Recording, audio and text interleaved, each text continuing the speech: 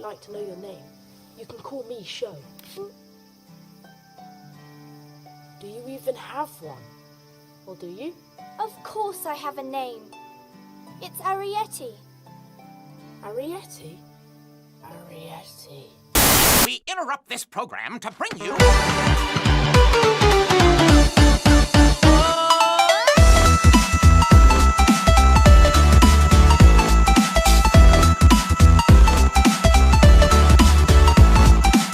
All right, everybody. My name is Kevin. And I'm John. And I'm Adam.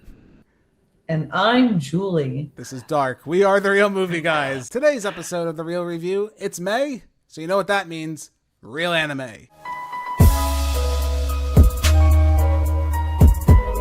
Real Anime is a special event where we review all your favorite anime movies. This month specifically, we're taking a look at Studio Ghibli and some of the works that they've put out. Today's episode, we're going to be taking a look at The Secret World of Arrietty. The Clock family are 4-inch tall people who live anonymously in another family's residence, borrowing simple items to make their home. Life changes for the Clocks when their teenage daughter Arrietty is discovered. Okay, guys. First thing I want to say before we even jump into this movie is this is not directed by Hayao Miyazaki. All right, so Studio Ghibli, as we know, and Hayao Miyazaki is, he's always a part of the movies, and he is a part of this. He gets a writing credit. So he definitely had some, air quotes again for those I did in the last video, flying around here. He had some involvement with this movie, but I gotta tell you, this movie was terrible. I had a really, really hard time watching this movie, and there's a couple things, and again, biases. I know people are disliking, people are probably angry. I know Arrietty has a lot of love within the, Miyazaki Ghibli world there.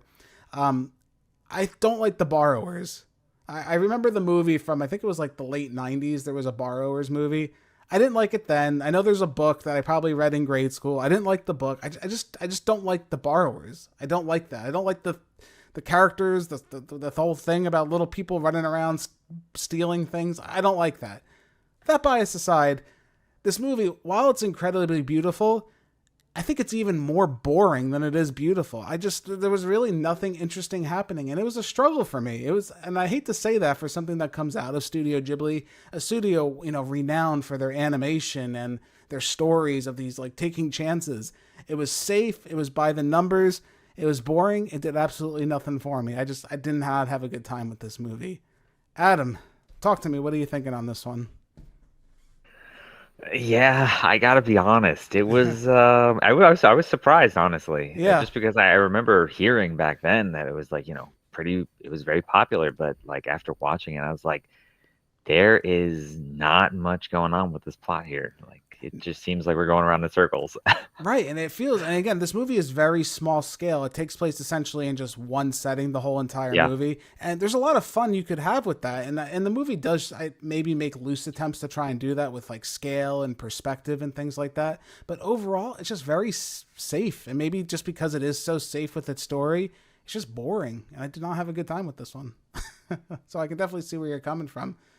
John, I'm scared to ask you, what are you thinking on this one? Oh, good. I'm glad that we finally can agree on something. This is friggin' boring as heck. Tiny little people stealing shit. Say, "Oh, I need help." I don't like it. Yeah, but it was beautifully shot. Definitely seems like could have ripped off a lot of Disney stuff, but did it terribly. Yeah, this was. My opinion. It's interesting you say the whole Disney thing, because I think there is something at play here with the Disney aspect of this movie. And this is the second to last movie that Disney's involved with. They have one more movie, and then their deal ended with Studio Ghibli for their production. But I think this one got the most Disney treatment, which, again, I think we'll talk about a little bit after. Julie, I know you were feeling similar to me at some point. You were actually falling asleep and slept through some of this movie, in fact. Yeah, I definitely lost consciousness at one point. This movie was dull,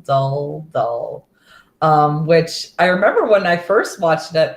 I don't know. I thought I enjoyed it more than I did, but it was just boring. I like the idea of The Borrowers. I enjoyed that movie in the 90s. Even not Borrowers related, Thumbelina. So it's a tiny person in a big world. What are you gonna do? Thumbelina is significantly better than The Borrowers. Let's put that in here. What? Thumbelina is significantly better than The Borrowers. I love Thumbelina. Yeah, I I'll didn't give say you anything. that. No, I'm just saying you're Okay. comparing the two there. That's heresy. Well, I'm just saying that it's both little creatures and things in the world existing. So this is right up my alley, but this was so boring. And like you were saying with the Disney treatment, I mean, I don't even know who the girl is. I definitely recognize her from Disney Channel. It's like they got the hottest Disney Channel stars of the time to, you know, provide the voice acting, and didn't stick the landing. She was in the show Lemonade Mouth.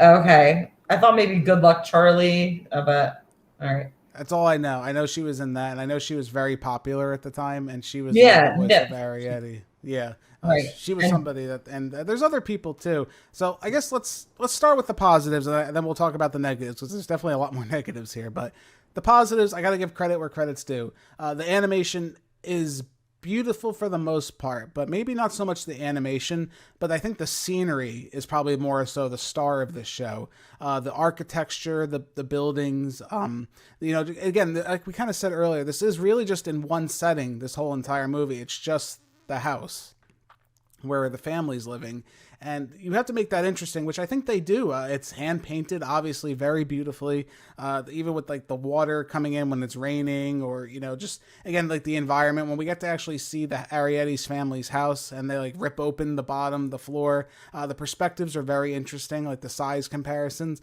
They do a really good job with everything, and there's nothing. I understand what they're going for, right? It does work in that context where these small people and living in this house, and this house is like giant to them, and you know, it works. I won't give it anything wrong with that.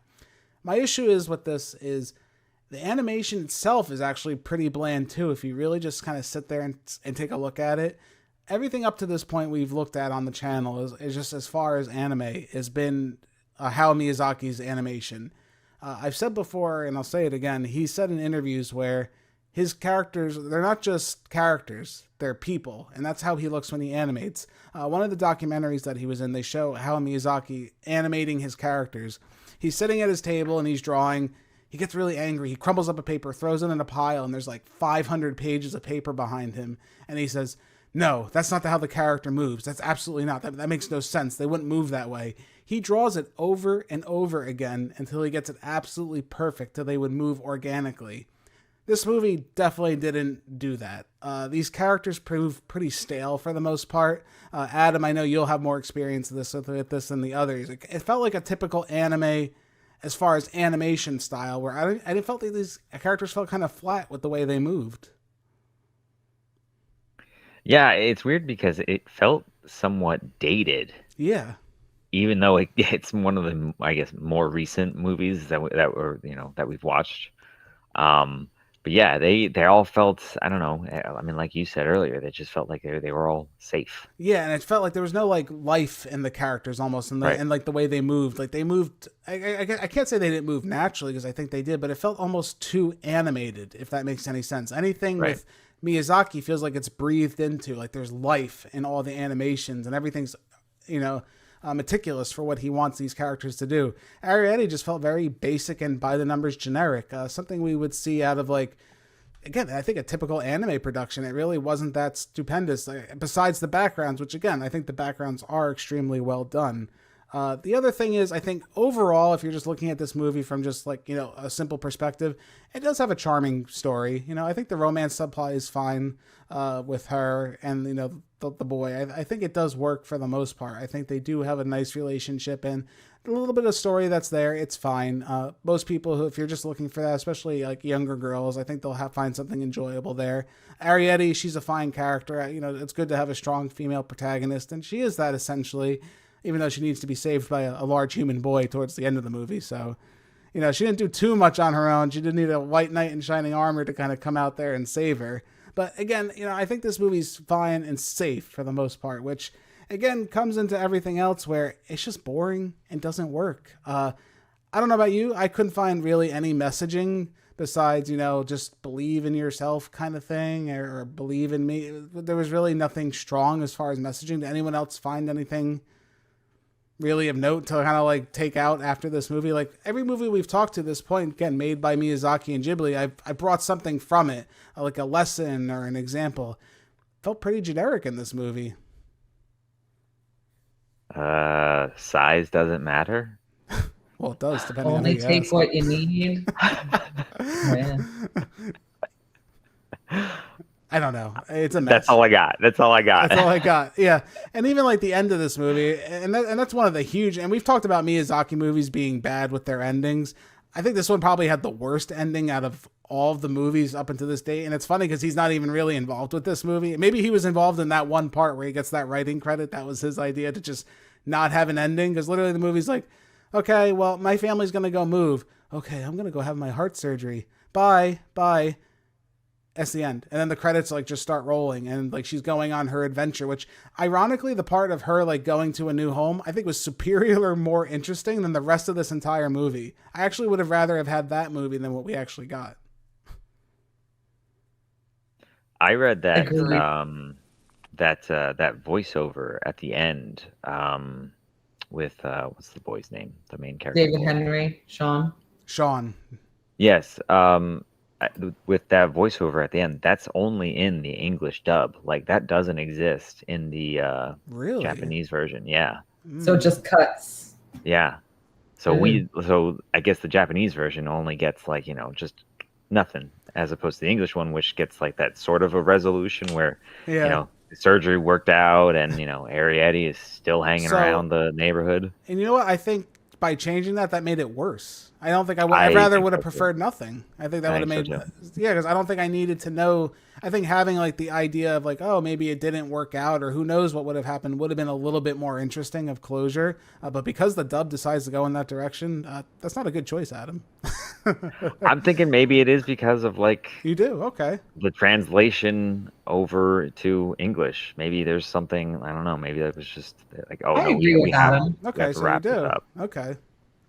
So I think we need closure. Yeah, I mean, I could see it from one person. I think it's just more interesting to me that I didn't know what kind of happened to these characters. But you're saying by knowing it's a little more interesting that you kind of had some sort of resolution.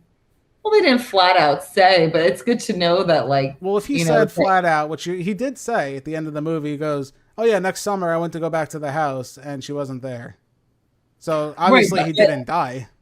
No, I liked the line where he's like, it made me happy to hear the neighbors down the street saying that, some other things went missing. So it's like, you don't see Arrietty do it. You don't know 100% for sure, but Yeah, but you kind of figured it would. But I think maybe there is some magic to not knowing what would have happened. This one's more cut and dry as opposed to like Porco Rosso, which I really liked the way that one ended, where it's like, that one left still more to be desired, I guess. Okay. As opposed to this one, I'm like, okay, now I know what happened. I don't need a sequel. Well, thank God, because I don't think I could have done a second one of this one. I don't know. What do you think, John? Do you like which do you prefer if you had a choice between the two endings? What do you think was a better decision? I like them leaving it up to you for your imagination and telling me this crap. Damn, telling me stupid Americans need to know this stuff. So let's talk about Japanese version. Let's talk about Stupid Americans. This movie definitely. So I think out of all the dubs that we've watched so far to date, this was the worst dub by far. And I don't know, what do you guys think? Do you think it was the actors that were chosen? Did you not hate the dub that much? For example, Will Arnett is a fantastic comedic actor. He was so dry as the dad, and maybe he was supposed to be playing it that way, but he's like, "Hey, Arrietty, okay. Oh, you're injured. We got to get back. Your mom's waiting for us." And then you had Amy Poehler as the mom, just screaming her head off nonstop throughout the movie, like panicking, freaking out. Again, I know the character's doing that. And the more interesting part is I felt like there was not a lot of care taken in this movie. Again, Adam, this is something I think you'll relate to too. As far as like the mouth movements in this movie, they felt like really off for me. Like I felt like they weren't even really trying with some of the dub scenes. Like the mouth was just going like a Godzilla movie, and then we got like, "Hi." And I was just like, I don't know. There's something felt like lost in translation here. Yeah, I mean, you can see even with a bunch of the animes that we watch that there is somewhat of an effort to somewhat line things up. Right. This movie, Jeff, definitely was a little off. Right, and I don't know. Again, I think, as Julie said, like before we've had like kind of like the Disney nepotism, right, with some of the casting. This one definitely did not feel merited. Arrietty, I thought the actress, she was like fine. I know, like I said, she's been from other things. Sean, who was played by David Henry, who was from, like, was it Wizards of Waverly Place at the time? So that was like a big Disney. And he's funny on that show. Sure, I mean, maybe he is. I don't really know, but I'm gonna say for this, I He's didn't like horrible. him. And there's just weird choices. And again, this could be more of the movie. I'd have to watch it in Japanese, which I'll never go back and watch this again, so I'm not gonna do. But there's even a scene where they're sitting in the middle of like the yard. Him and Arrietty are talking, and she's like, "Oh, you know, I was in the house. Blah blah. I'm a little person. What do you think of death? I'm gonna die." I'm like, what the hell happened here? Like, and it's just like a deadpan delivery, and I don't know what happened. Do you think that was a script thing? Do you think it was a combination of the two things? For me, it just was like really unsettling, and his delivery was just terrible. I feel like it's just a bad mix of things, because I'm even just trying to think like our first, not introduction to him, Arrietty's first introduction into Henry, when they're trying to take the tissue paper and he turns. It's so creepy because he literally is just like staring at her with his eyes open. Like there's no movement, no animation in the face. And it's like, is he sleeping with his eyes open? What's going on here? Like, so there's that. And then every single line delivery from him is as if he's dead. Like, it's so monotone, right. Everything. So it's just, I don't know what was going on with this character, with this movie. This was his performance, and even just his character, I think, was the biggest offense for me. Everything else, I'm like, all right, it's fine. Like Will Arnett, I'm gonna chalk up to direction. Because we've seen him do good things. We've seen him, Lego Batman, clearly. Right, exactly. He can do voice acting. I think that's just the character. And even when we were talking about the mouth movement, I am curious only for his character in the Japanese, because I'm wondering if he talks even less. And for us, they're trying to add more dialogue in, to explain more things that might not have even been there to begin with. Well, yeah, that kind of rolls around in my mind a little bit now, too, now that Adam brought up that they added that whole ending dialogue scene. There's definitely a few scenes where, like, him and Arrietty are just walking alone that I could see there have been no dialogue, and it was just kind of, like, thrown in there to enhance the U.S., version of this movie, just so we can kind of have an idea of what's going on to convey emotion. But you shouldn't really have to do that. I understand things that are foreign in concept that need to be elaborated on, like Spirited Away. Yeah, you should throw in some dialogues about what a bathhouse is and what all these spirits are. You kind of need to do that a little bit. People are going to be thrown off. Arrietty's essentially, I want to say it's more of a UK-born story, The Borrowers, from what I remember. I believe so. UK in origin. So we know what that is. Most US people understand what that is. And that comes to my other critique, where this movie, because it's so based on another property, or like The Borrowers, this novel, the movie, we've seen this before, it fails to be so original. And that's not what Studio Ghibli does for me. Everything I want to see from them, I love something original, fresh, and new. Even if it's loosely inspired, this was just incredibly safe. Like, it felt like it hit beat for beat everything that happened in The Borrowers, where, the family, they have to leave because they discovered them. Like, it feels exactly the same. Did anyone just feel like, I felt like the life just kind of gets sucked out of this movie because it was so predictable throughout the whole thing. Yeah, I mean, with such a flat story like this, it's hard to not compare it to, especially the other, Ghibli movies that we've seen, where they have so much life in them. And then this one is just kind of just very monotone the entire time. Right, and even the scenes that should be interesting, like Arrietty kind of traversing like the house and them climbing, they just don't really feel that interesting. And I feel like that's what they use as kind of filler in this movie between things. Like, let's have a really long scene of Arrietty climbing up the side of like a small part of the house just because we don't really know what to do and we just want to look fancy. There's really not much story in here when you look at it as a whole. It's very much like a beat by beat kind of thing where we get little glimpses of the story, especially for these characters of The Borrowers, who they are.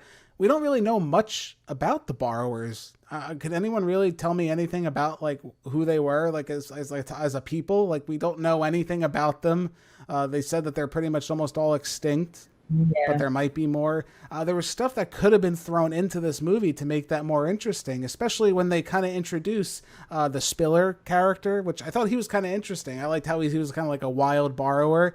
The stuff with them, it makes The Borrowers more interesting, but the stuff in the house just like kills this tone of this movie.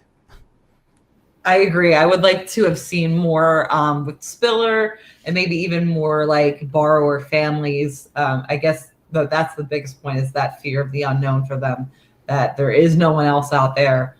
But my favorite parts of the movie were like you were saying earlier, like the scale and seeing how they adapt what they find to their tiny worlds. And I would have liked to see more of that as opposed to like the regular people. Yeah, and John, I think you can even talk about this with some of like our older, from our youth, some of the more childhood movies where there's like a small scale character in a normal scale world. We've seen it done a lot better. And movies that come to mind, like An American Tail, is like a really good example of like the mice going in the city having to deal with these huge obstacles. Again, plenty to talk about in that respect. This movie just doesn't do anything interesting with that concept that movies like that tend to do, which I do expect from a pedigree of this kind of studio. Yeah, they just did, and it's weird too, like, just comparing it to the other Ghibli movies. Like, this one's such like almost a slap in the face to people that love Ghibli movies, because it seems like they didn't even try for this one. Like, they didn't use the things that they've done so well in the past with. Like, the stories are usually always well told, even though they have some missing points. But this one's like almost like a throwaway, per se. Yeah, no, there's something engaging about it, right? And this movie just lacks that engaging nature that I come to expect from a Ghibli movie. And the director of this movie is Hiromasa Yonebashi, who's been involved in a lot of Studio Ghibli projects. He was actually in the animation department for most of the movies, actually. He's an animator primarily through just about every Ghibli film since Princess Mononoke. This was his, I believe, I don't want to make sure I'm right here. This was one of his big like introductions into the world as far as a director. So he went into this doing Secret World of Arrietty, and he did a couple other movies after this. He actually did When Marnie Was There, which is another Studio Ghibli film that's not directed by Hayao Miyazaki, and I do thoroughly enjoy that movie significantly more than this one. I don't know, maybe it's because his experience as an art director is holding him back. And that's why maybe the art was so beautiful and maybe the storytelling just wasn't there. Can anybody else maybe see that as something that maybe did affect this movie a little bit? Maybe that was more of the focus.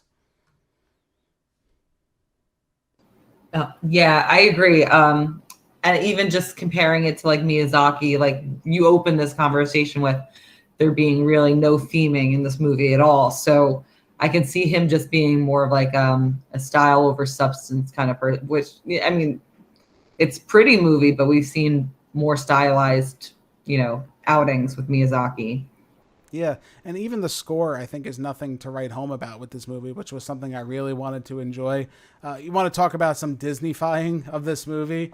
Bridget Mendler, who's Arrietty, sings this like Arrietty song. I don't know the name of it, but at first you hear it, you're like, oh, that's a nice song. That wasn't so bad. Then they play it 40 more times throughout the rest of the goddamn movie, and I'm just like, I don't want to hear this anymore. Just please stop. Make it stop. My ears were bleeding from hearing it so much.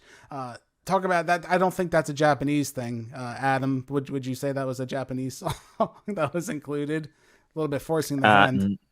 No, not in the slightest. It was. It really felt like Disney Channel. It really, really did. Especially, I mean, she was on Disney Channel. Two of the other actors on there, they were from Disney Channel. So it's just like, at this point, what are they really catering to? Right. It felt very throwaway. And the interesting part is I don't know if the Disney Channel audience really would have been interested in this movie. Maybe this was a way of trying to connect the two. Again, this is the second to last movie they have to deal with as far as a studio deal between Ghibli and Disney. And I felt like they kind of treated it that way. I don't know. It felt like a very ugly stepchild that they kind of just neglected. And, the movie itself isn't that interesting, but doing these Americanized tropes in this movie definitely did not do it any favors whatsoever.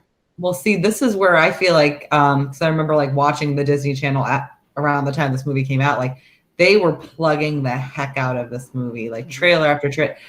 Bridget and David Henry, like, go see Secret World of Arrietty. So like, this was definitely something that they were pushing their demographic to go out and see. I wish they didn't. That's all I got to tell you. I really wish they didn't. And I kind of wish I didn't watch this, which I think that brings us to our final scores. I'm going to give The Secret World of Arrietty a 5 out of 10. For the said that we must survive by all means. So we're moving away, even though it's dangerous. We'll make do. We always have. You don't know anything about us, but we will survive this. And we will not just simply die out. This is not a great movie, guys. And I feel like a 5 is just really just for the animation. I think just the overall theming is charming, and some of the dialogue's fine, I guess. And I expect more. And I think I grade this on such a harsh scale because it is Studio Ghibli. When I hear that name, there's a pedigree, I expect the best. I do that with Disney as well. I do it with these studios because I know what they're capable of. And just doing fine work is almost as bad as doing terrible work, in my opinion. And Arrietty, unfortunately, I think is a combination of the two. If you can, I actually would recommend skipping this one. I really don't think there's anything there to go watch. Maybe if you're really, really interested, check out the subtitled version. There might be something a little bit more there for you as far as an actual true telling of the story. But overall, it's a hard pass for me. Adam, how about you? What are you thinking on this one?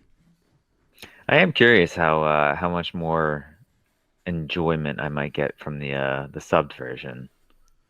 It's an interesting thought.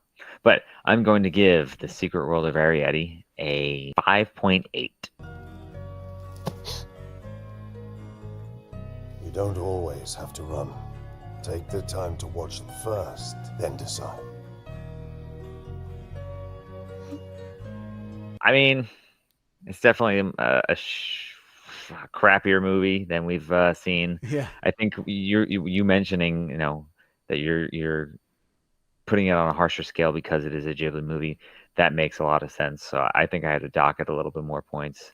Yeah, it's kind of upsetting to see that, as Julie mentioned, it was such an advertised movie for so long that for me to never have seen it and then now seeing it, I'm like, really? That's what they were hyping up the entire time? Right. And it's kind of a letdown. Yeah, and it's even sadder because we're at the end days of Hayao Miyazaki as a director and being involved with Ghibli in general. And if this is the legacy that's kind of be left behind, that kind of makes me nervous, which makes me nervous for some particular couple feature films we're going to be watching. But Arrietty, I wonder if that is like the first turning point for where we're going to see that.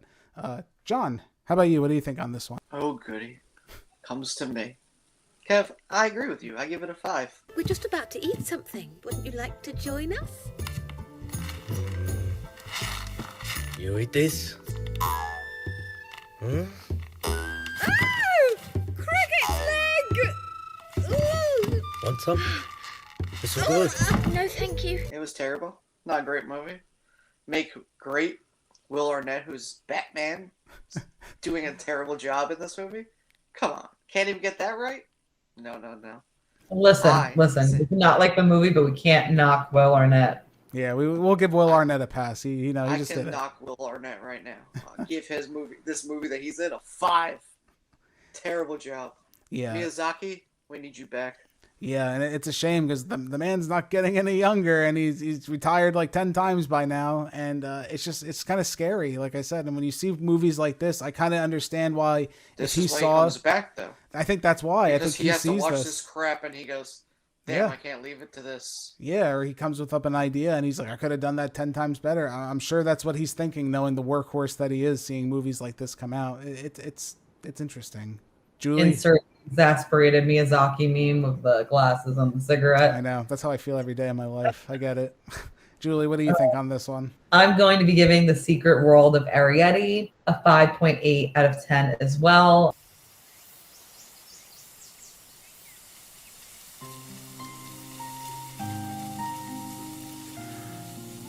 Beautiful.